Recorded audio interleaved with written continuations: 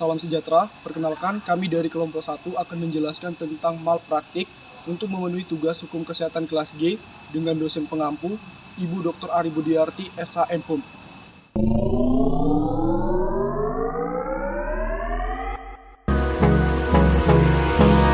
Hold me close till I get up. Time is barely on our side. I don't wanna waste what's left. The storms we chase are leading us, and love is all we'll ever trust. Nama saya Didi Christian Bulo, NIM B100-20177.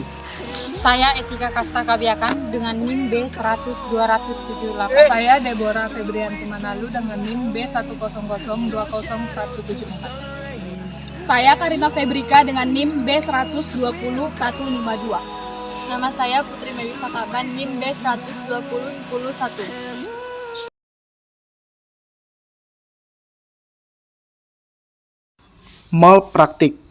Malpraktik berarti suatu tindakan atau praktik yang buruk. Dengan kata lain adalah suatu pelalaian atau praktik yang buruk dari para profesi dalam menjalankan profesinya.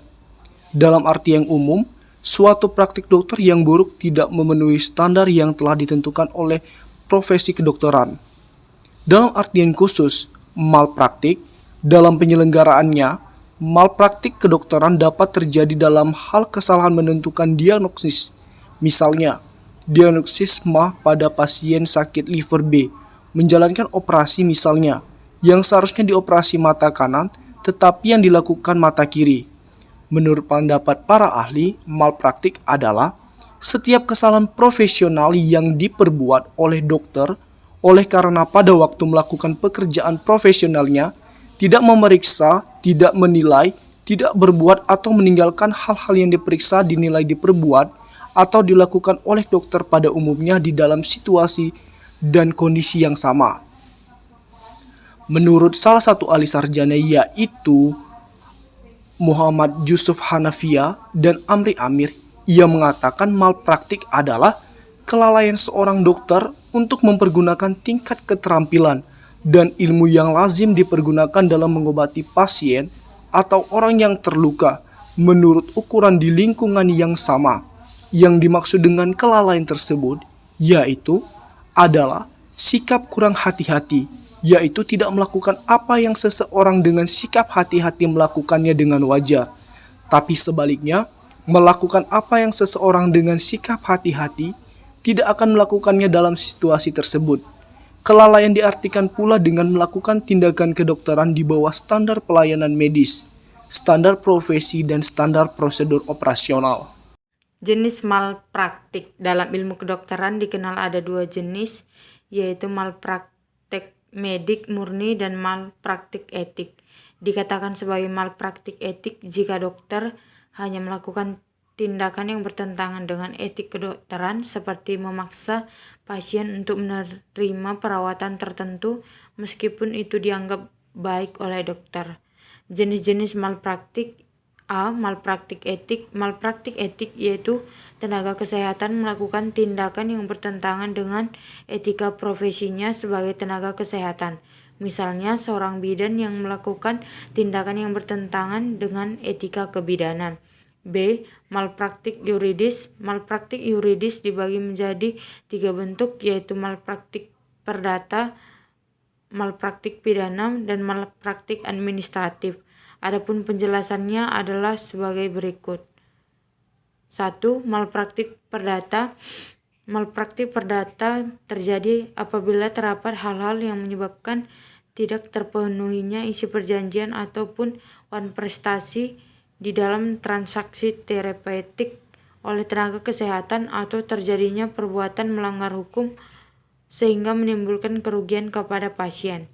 Yang kedua, malpraktik pidana, contoh melakukan aborsi tanpa tindakan medis. Malpraktik pidana karena kecerobohan, misalnya melakukan tindakan yang tidak legalis atau tidak sesuai dengan standar profesi, serta melakukan tindakan tanpa disertai persetujuan tindakan medis. Yang ketiga, malpraktik administratif. Malpraktik administratif terjadi apabila tenaga kesehatan melakukan pelanggaran terhadap hukum administrasi negara yang berlaku, misalnya praktek dengan izin yang sudah kadaluarsa dan menjalankan praktek tanpa membuat catatan medik.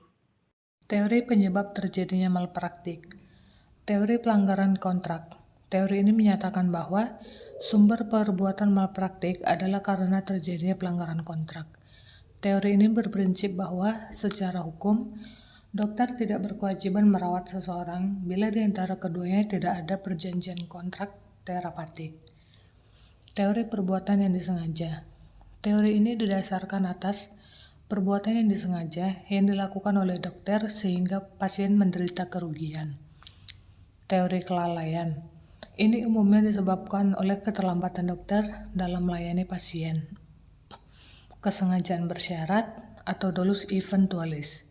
Kesengajaan bersyarat di sini diartikan sebagai perbuatan yang dilakukan dengan sengaja dan diketahui akibatnya, yaitu yang mengarah pada suatu kesadaran bahwa akibat yang dilarang kemungkinan besar terjadi.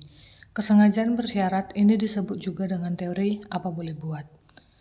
Sebab di sini keadaan batin dari si pelaku mengalami dua hal, yaitu akibat sebenarnya tidak dikehendaki, bahkan ia benci atau takut akan timbulnya akibat tersebut. Akan tetapi, meskipun tidak mengkehendakinya, namun apabila akibat atau keadaan itu timbul juga, apa boleh buat, keadaan tersebut harus diterima. Jadi berarti bahwa ia sadar akan risiko yang harus diterimanya. Faktor kesalahpahaman atau dwelling. Dwelling atau kesalahpahaman atau kekeliruan terbagi dalam kesalahpahaman yang sebenarnya atau faithless dwelling, yaitu kesalahpahaman mengenai salah satu unsur dari delik yang menyebabkan objek terhadap unsur-unsur tersebut harus dianggap sebagai tidak ada atau error facti. Kesalahpahaman mengenai hukum atau res dwelling. Dwelling atau disebut juga error in objecto, yaitu kekeliruan mengenai objek atau barang yang menjadi tujuan dari perbuatan yang terlarang. Dokter dapat dianggap melakukan suatu kelalaian medik apabila memenuhi unsur-unsur sebagai berikut. 1. Kewajiban untuk melakukan suatu tindakan atau tidak melakukan tindakan tertentu terhadap pasien pada situasi dan kondisi tertentu. 2. Dereliction of the duty, penyimpangan kewajiban. 3. Damage atau kerugian, semua yang dirasakan pasien sebagai kerugian akibat pelayanan dokter. 4. Direct causal relationship, hubungan sebab akibat yang nyata. Terdapat hubungan sebab akibat antara penyimpangan kewajiban dengan kerugian yang timbul.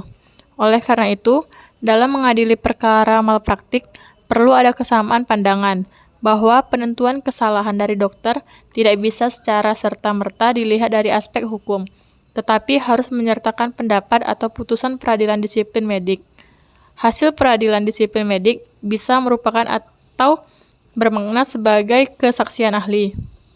Terbukti tidaknya seorang dokter telah melakukan kejahatan medik sebenarnya dapat menggantungkan daripada putusan peradilan disiplin profesi dokter. Dalam rangka penegakan hukum terhadap malpraktik medik memang harus dilakukan secara sangat hati-hati karena di satu sisi tipisnya perbedaan antara pelanggar administrasi dan pelanggar pidana.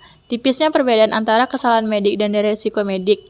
Di sisi yang lain perlu diperhatikan adalah kepentingan pasien korban malpraktik medik. Perlu dibuatkan landasan hukum khusus mengenai malpraktik medik, baik mengenai bentuk, jenis, klasifikasi, perbuatan yang termasuk malpraktik medik, maupun prosedur penyelesaian baik secara non-ligitasi maupun ligitasi.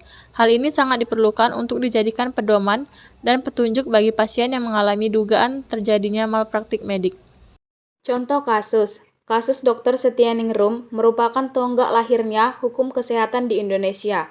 Kasus Dr. Setianingrum ini terjadi pada awal tahun 1979. Dr. Setianingrum adalah dokter di Puskesmas Kecamatan Wedari Jaksa, Kabupaten Pati, Jawa Tengah. Pada sore hari, Dr. Setianingrum menerima pasien yang bernama Nyonya Rusmini, 28 tahun. Nyonya Rusmini ini merupakan istri dari Kapten Kartono yang seorang anggota Tentara Nasional Indonesia. Nyonya Rusmini ini menderita faringitis atau sakit radang tenggorokan. Tindakan yang dilakukan Dr. Setianingrum. Yang pertama, menyuntik dengan streptomisin yang mengakibatkan mual dan muntah. Yang kedua, menyuntik dengan kortison atau obat anti alergi. Yang ketiga, meminumkan kopi kepada pasien dan tidak ada perubahan positif. Dan yang keempat, menyuntikkan Delardray. Nyonya Rusmini semakin lemas dan tekanan darahnya semakin rendah. Dalam keadaan gawat itu, Dr. Setianingrum segera mengirim pasiennya ke RSU RAA Suwondo, Pati, sekitar 5 km dari desa itu untuk mendapat perawatan. Pada saat itu, kendaraan untuk mengantarkan ke rumah sakit belum semudah yang dibayangkan sekarang. Untuk mencari kendaraan saja memerlukan waktu beberapa menit.